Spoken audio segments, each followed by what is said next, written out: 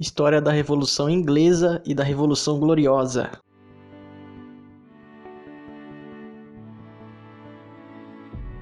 Antes de falar sobre a Revolução Inglesa, vamos voltar um pouquinho no tempo, na época do rei Henrique VIII. E para quem já estudou Reforma Protestante, já sabe que o rei Henrique ele era um cara muito importante. Um fato que aconteceu foi que o Henrique ele era casado com Catarina de Aragão.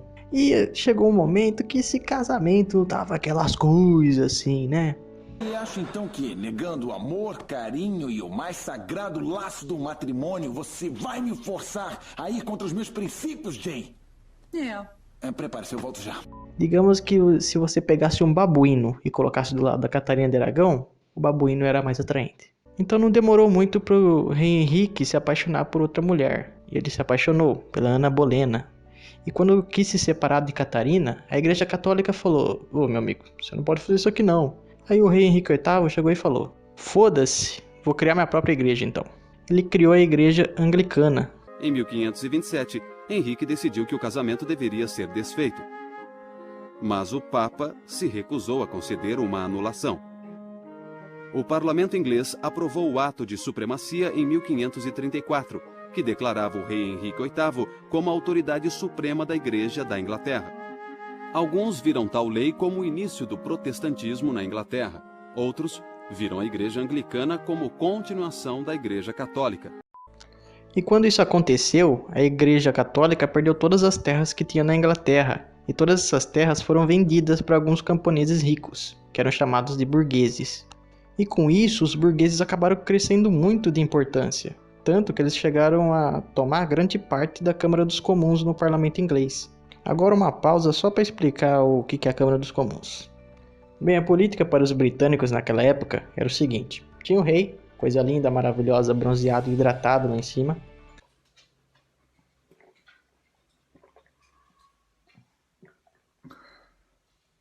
Só que ele não podia fazer o que queria, porque existia o parlamento, que tinha exatamente a função de limitar os poderes do rei.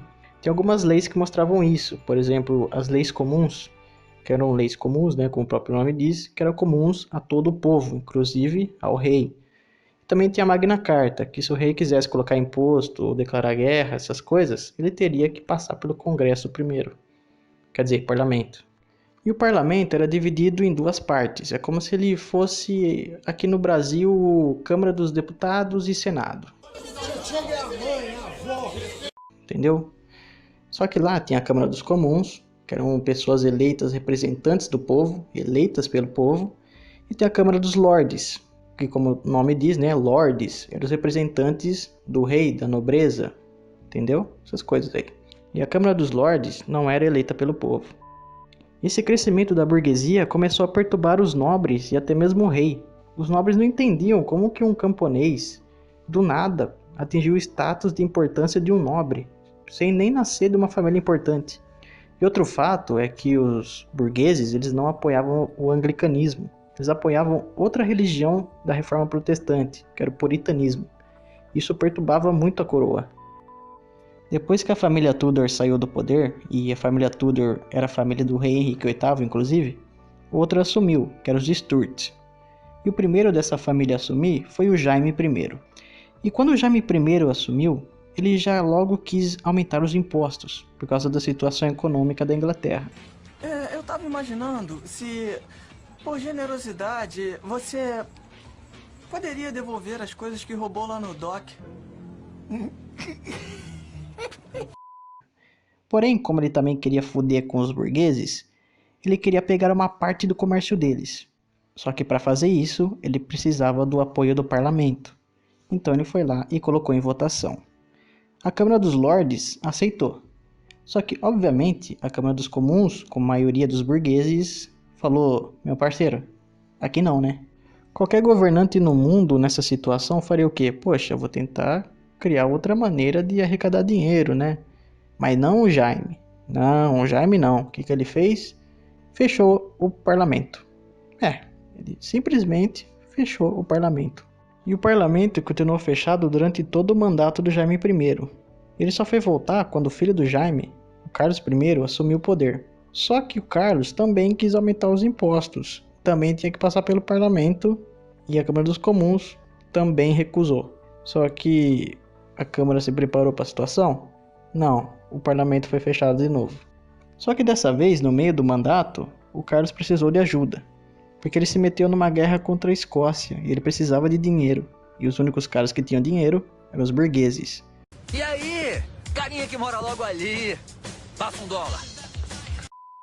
Então o Carlos reabriu o parlamento e pediu para que os burgueses ajudassem com dinheiro. Só que, obviamente, eles negaram. E quando o Carlos foi fechar de novo esse parlamento, uma mão santa apareceu na cabeça de alguém e o cara disse: olha, uma vez sim, 2 também, mas fechar 3 vezes não. E nisso se iniciou uma guerra civil na Inglaterra. De um lado estavam os burgueses e camponeses, conhecidos como cabeças redondas, porque eles não usavam a peruca dos nobres. E do outro estavam os cavaleiros, eram basicamente os nobres e o alto clero, que apoiavam o rei. Esse momento, além de Guerra Civil Inglesa, também pode ser reconhecida por outro nome, que é Revolução Puritana, que é exatamente por causa da religião dos burgueses, que era o puritanismo. Resumindo basicamente essa guerra civil, pode-se dizer que os cabeças redondas ganharam, mas é importante você saber o porquê que eles ganharam.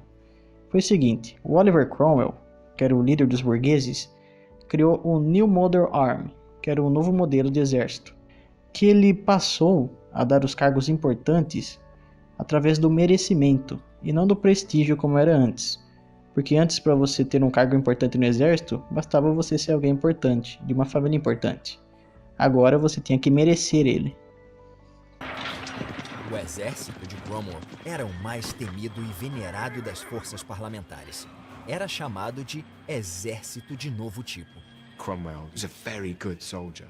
Not somebody who was just a good tactician, but somebody on the battlefield who could lead people into victory. So you can imagine wanting to die for Cromwell. I'm not sure I'd want to die for Charles V. Quando Carlos I perdeu a guerra, ele foi decapitado, e quem assumiu o poder foi o Oliver Cromwell. Só que assim, como todo revolucionário, quando o cara ganha a revolução, ele se torna o líder que ele criticava, e com Oliver não foi diferente. Quando ele assumiu o poder, ele dissolveu o parlamento como os outros reis. E ele só foi reaberto quando o filho do Oliver, o Richard, assumiu o poder.